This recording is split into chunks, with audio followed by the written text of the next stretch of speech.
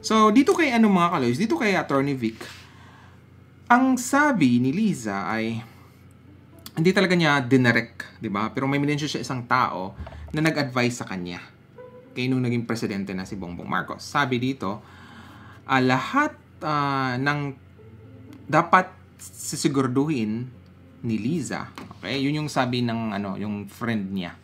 Okay, I forgot the name. Okay? So,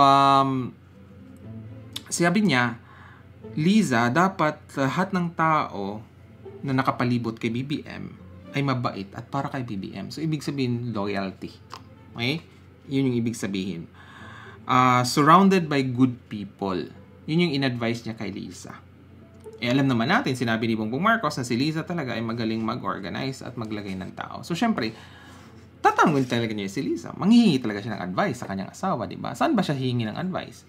So, ito mga kaloys, ibig sabihin nun, itong si... Bumalik naman tayo dun sa, yun nga, kay Capastrana, di ba? Yung sinabi talaga ng BBM vlogger sa akin na nagbebenta doon ng posisyon itong si Vic.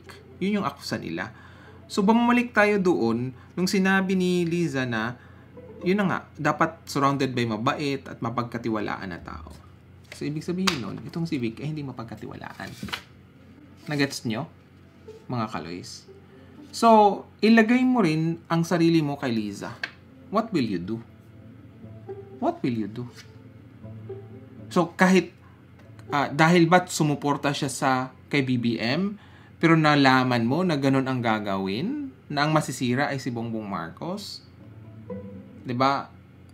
Kalilimutan nun man at siya pa rin ang executive secretary. 'Di ba? Ilagay niyo rin ang sarili niyo sa kanya. To be fair. Okay? So, dito mga kaloys, ang isa lang ang message ni Liza ay hindi mapagkatiwalaan itong si Attorney Vic. Yun din na nga.